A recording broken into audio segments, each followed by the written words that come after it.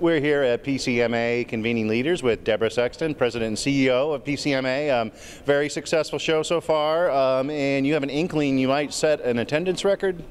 Well, I do think we're going to probably we're going to match last year, which was our record, and I believe we probably will exceed that. But here's what's more important. There are more professional members at our conference than in the history of PCMA. That in itself is more important to our membership at large than anything. So the fact that we are continuing to increase the number of professional members that are actively participating in convening leaders is, I think, the most important message.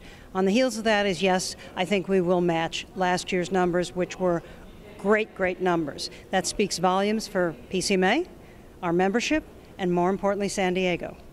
Great, and then also in the press conference you mentioned that you guys like to take some risks so planners can see and make their own decisions on what they want to do. Maybe you could explain that a little more. Well, if we go out there and try new techniques, new room sets, new ways of delivering education, new ways of creating a different, better experience at an event. That's what we're all about. I mean, that's what our members want. That's what they do for a living. So if we can take some innovations, some experiments, some risks, and they take something from that and take it back and implement it, that's why they're members, and we want to do that for them.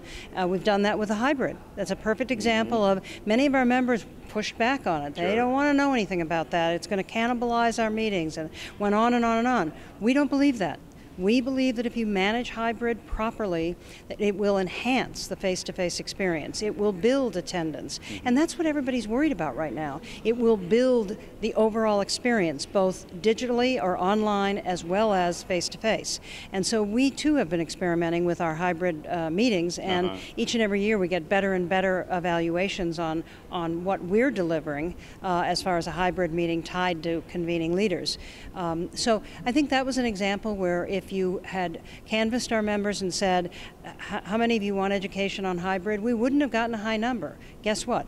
Out of, let's say, early on in registration, when we had about 3,000 registered, we had 1,200 or a little under 1,200 that had checked off they want virtual education. What's that telling you? I mean, it's telling you that, and by the time we're through, it's probably going to be close to 2,000 that are interested in that education. So we have to sometimes encourage our members to look at something differently, to think about it differently, and more importantly, minimally, to understand it well enough to be able to explain to your management team why you will or will not be in the virtual space.